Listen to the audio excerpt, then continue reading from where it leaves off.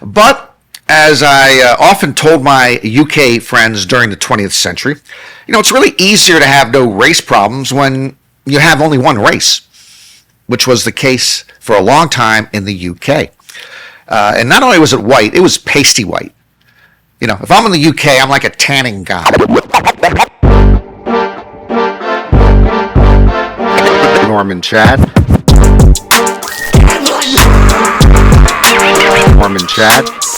Welcome to Gambling Mad with Norman Chad.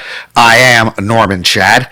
Coming up on the program today, I am shocked to discover that athletes are gambling. I am shocked to discover that all the richest men own all the big media. And I am shocked to discover that people are still moving to Los Angeles. Gambling Mad, as always, brought to you by Fritos, picked fresh off of Central California trees every morning, delivered directly to your local retailer every afternoon. And by the refreshing taste of Fresca. Fritos and Fresca, it's a meal. America is on the brink. The brink! An apocalyptic darkness is hovering over God's green earth from sea to shining sea. We are on the brink.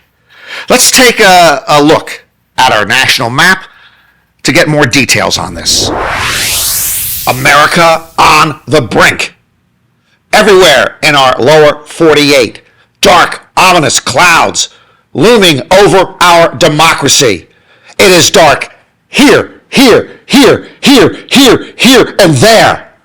And then just last week, I went to Orlando, Florida, and I sat next to two guys in a bar who were discussing a labor union. Communists! The only silver lining, the only break in the clouds is in Phoenix, Arizona, where the sun shines 24/7. Even when the sun goes down, it comes right back up. Currently in Phoenix, 117 degrees as I speak. Traffic and weather on the fives all weekend. Let's throw it back to the desk. In gambling news, 3 athletes were betting on their own games and have been disciplined. Does this sound familiar? I could just write the equivalent of a form letter talking about athletes who gamble and just change the names every week. It would save me time. Because this ain't going away, and this is only going to get worse. So, 3 men's basketball players have been permanently banned by the NCAA for betting on games and manipulating their performances to cash in on prop bets. Fresno State's Mikel Robinson and Jalen Weaver and San Jose State's Stephen Vasquez shared betting information and placed bets on games they were playing. Text messages helped trace the players' schemes.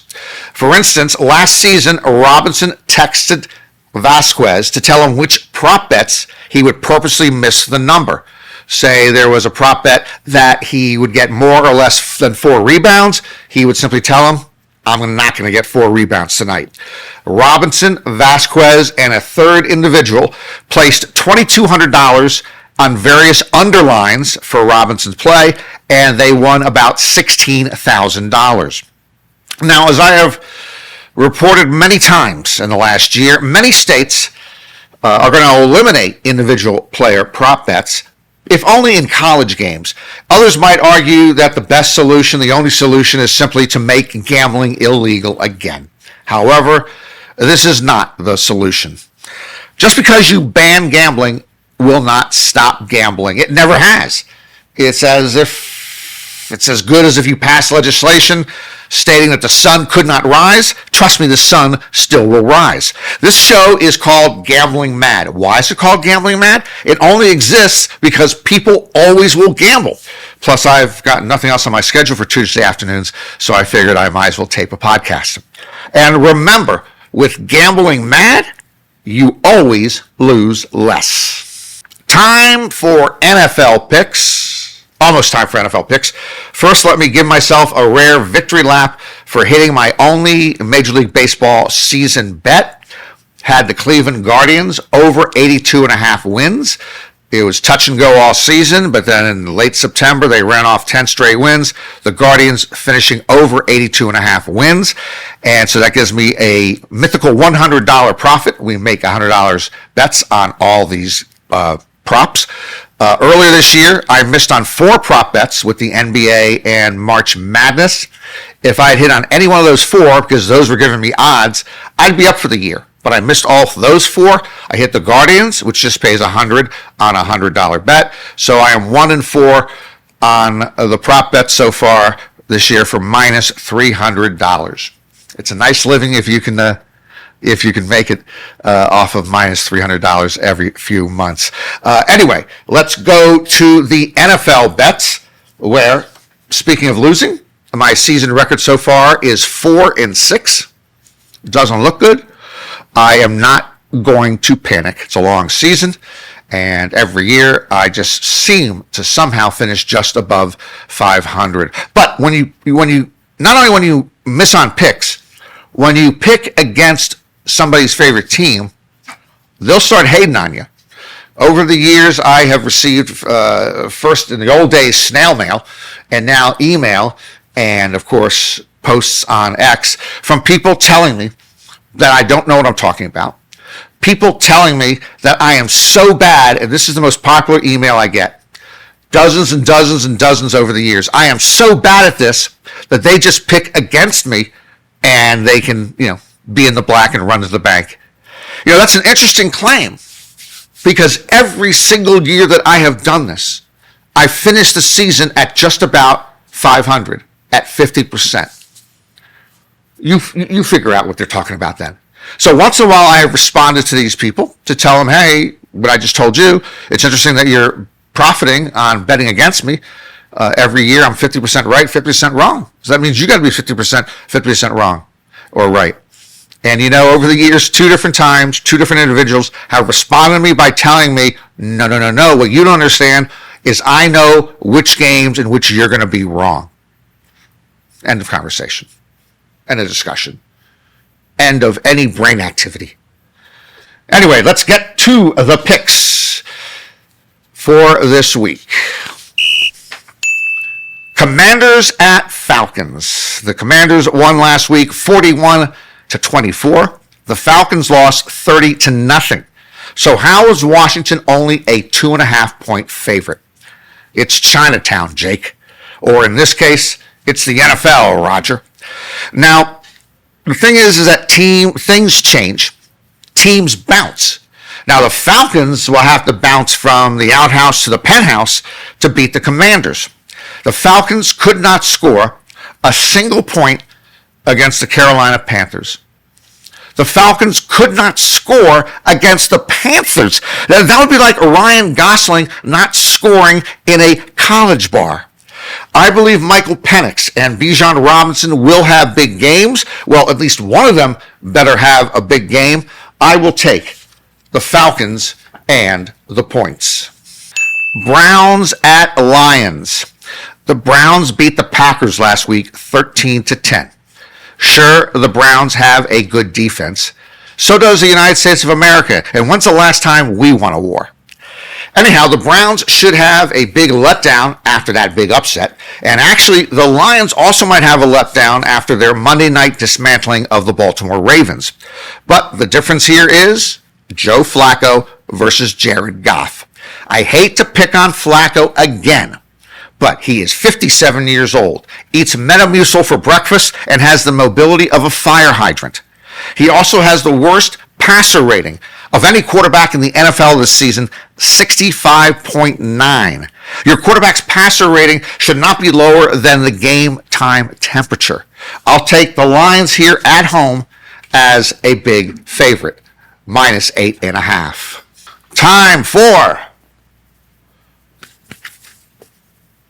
the calendar game of the week.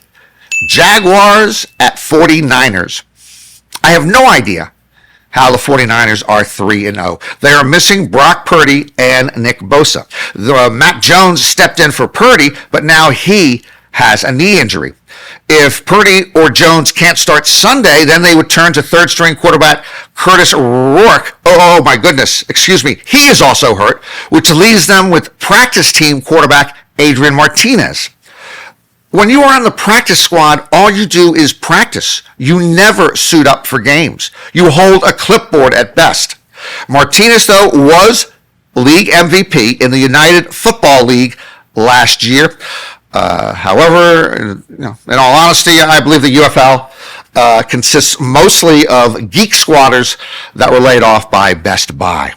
One other note: to save money, instead of flying 2,400 miles from Jacksonville to the Bay Area, the Jaguars are driving, and that is more than 2,700 miles door to door. Road rage alone will wear them out.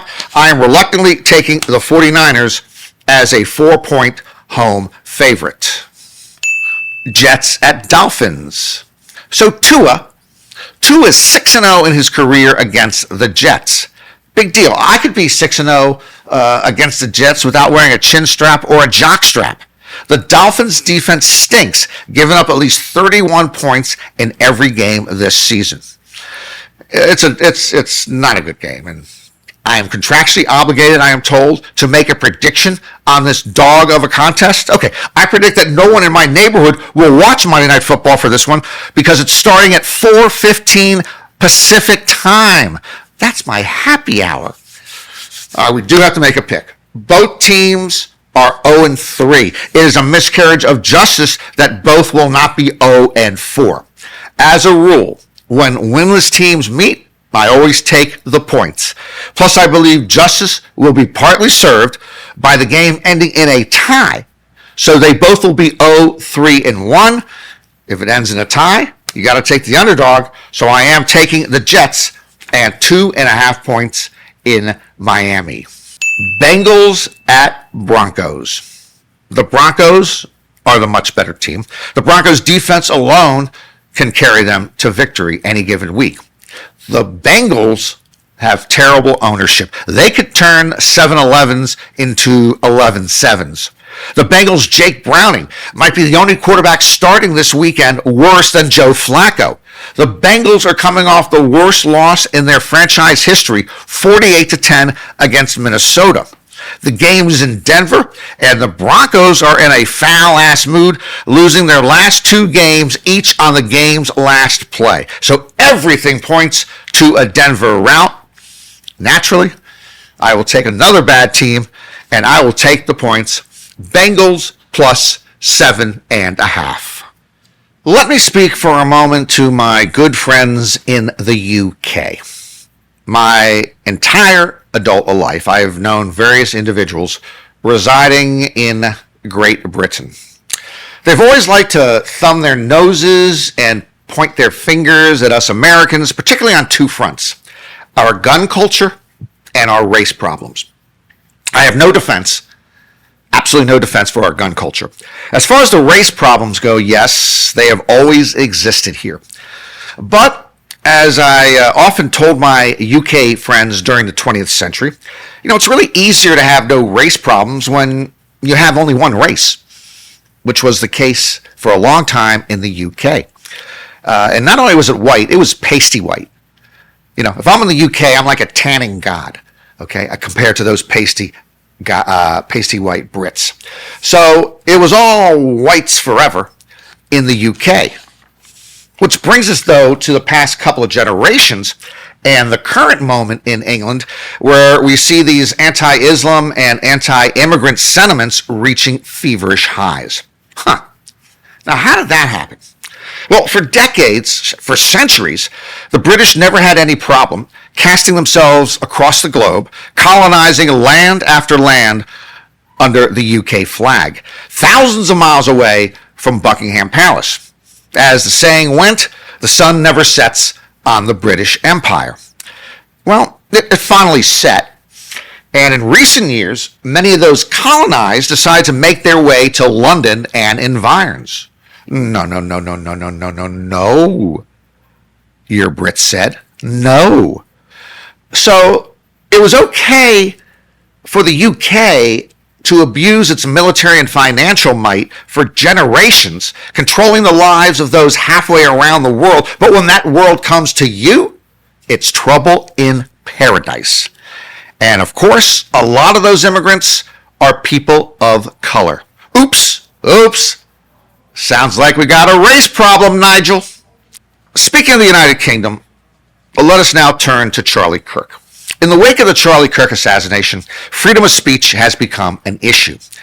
We will not delve into Jimmy Kimmel here. For what it's worth, what Brandon Carr's FCC attempted was a broad overreach of its regulatory powers. But that aside, just for the record, I've never been a Jimmy Kimmel fan and would have no problem if the marketplace, not the government, if the marketplace just swept them off the airwaves. I want to talk, though, about a different area of free speech that's come up. In the United Kingdom over the last year, they started policing social media in an effort to eliminate a lot of the toxic hate. You actually could be imprisoned for a tweet. So the Elon Musk crowd, naturally and understandably, scoffed at this and celebrated Elon for saving free speech in America in particular via X. Elon Musk was the savior. X was the new media. You get to say whatever you want to say. Okay, then explain this to me. In the wake of the Charlie Kirk assassination, those who lambasted the UK social media crackdown decided to orchestrate an electronic lynch mob against anyone who posted inappropriately or offensively in regard to the slain conservative leader. Lunatics like Laura Loomer decided to go after these social media miscreants, and she boldly declared more than once that she would get as many of them fired from their jobs as possible for their tweets. She was not the only one. There's even like an online clearinghouse that lists all the posting perpetrators who somehow denigrated Charlie Kirk after his death. You can go online and see, oh, look, there's the name of somebody I wanted to hire. They said that, I'm not hiring them. Oh, there's the name of somebody in my neighborhood who said that, I'm not talking to them. Okay? It's very similar to the list of sex offenders you can look up in your neighborhood. And why exactly would these people be losing their jobs? For exercising their right to free speech. So I am flummoxed. X saved free speech. But now when the free speech doesn't suit the free speech absolutists, they want to run the bad folks up the flagpole. I guess the rules of the right and the righteous are somewhat selective. Time now for our thought of the day. Our thought for the day? So they're linking Tylenol to autism, but they won't link guns to mass shootings. Time now for our fact of the day. And the fact of the day involves the president and the HHS secretary, both of whom link Tylenol to autism. One guy eats at McDonald's every day, and the other guy has a brain worm. Let's take an updated look at the richest people in the world. At number 1, Elon Musk, who owns X. At number 2, Mark Zuckerberg, who owns Facebook and Instagram. At number 3, Jeff Bezos, who owns the Washington Post and Twitch. At number 4, Larry Ellison, who owns Paramount, which includes CBS and may soon include also CNN and TikTok. Do you notice a pattern here? All of the media, just about all of the media, is in the hands of 4 gentlemen. Gentlemen? No. Look at those 4 guys. What's that, a hat full of winners? Speaking of which, no pun intended, hats off to the 5th richest person in the world, Bernard Arnault, the fashion mogul who brings us Christian Dior and Louis Vuitton. Anyway, I gotta believe we are more threatened by oligarchs than communists. Rapper Trick Daddy. You know, if you told me when I was in college that one day I would be uttering the words rapper Trick Daddy into a camera 45 years later, I would have lost that bet. Rapper Trick Daddy ignited a social media firestorm with remarks he made recently on the Nene Leakes show. When asked about his dating life, Trick Daddy said he was not interested or attracted to women over 35. He said they were too emotional, had too many standards, and carried too much baggage from past relationships. Trick Daddy called women over the age of 35, quote unquote, damaged goods. Trick Daddy is 51 years old. My guess is he's going to have trouble going forward attracting any woman over or under 35 who hear his interview. In Trick Daddy's defense, I got to believe, a lot of women over 35 are too emotional and have too many standards and carry too much baggage from past relationships. On the other hand, most men over 35 are, pigs. Anyway, if I can speak from personal experience, I have lived with a woman over the age of 35 for a number of years who we like to call Tony. I love her very much. She is my current wife. And let me say this. If I ever told Tony she was damaged goods, I would be damaged goods very, very, very, very, very quickly. But Tony is thoughtful enough that on my way out the door, she would give me a slice of carrot cake to remember her by. Before we wrap up, I'm going to say this one time and one time only. What the heck is the Fed? I'm speaking of the Federal Reserve. There's an old expression.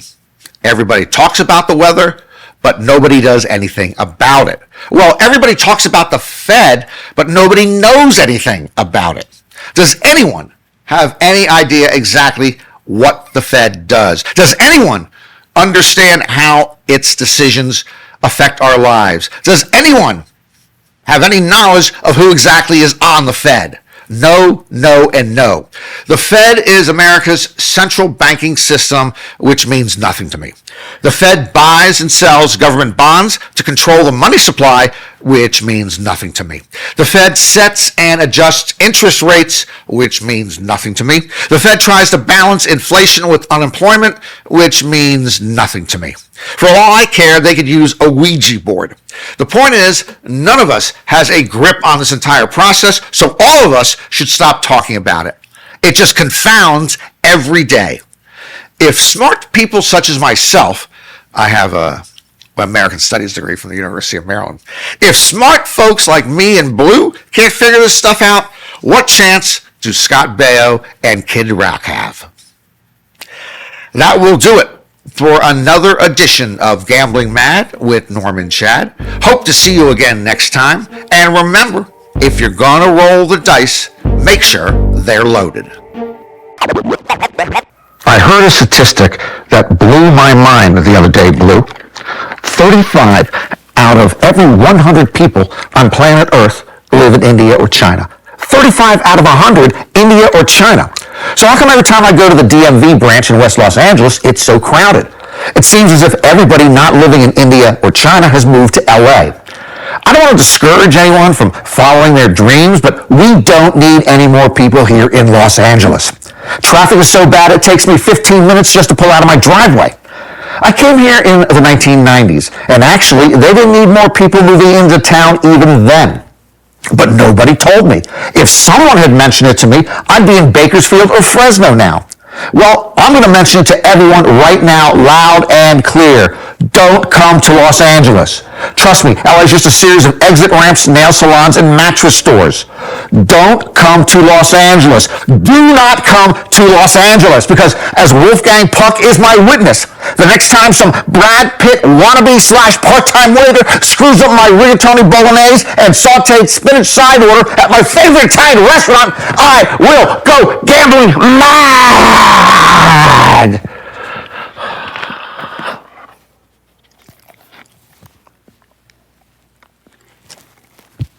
Okay, that's fine. So what are you doing? Gambling Mad with Norman Chad is written by Norman Chad and ghost written by Norman Chad. Executive producers are John Scheinberg and Rick Barrio-Dill. Produced by Norman Chad and Rick Barrio-Dill. Our associate producers are Bree Curry and Asher Friedberg, and edited by Asher Friedberg with studio facilities at 360 Pod Studios, Beverly Hills.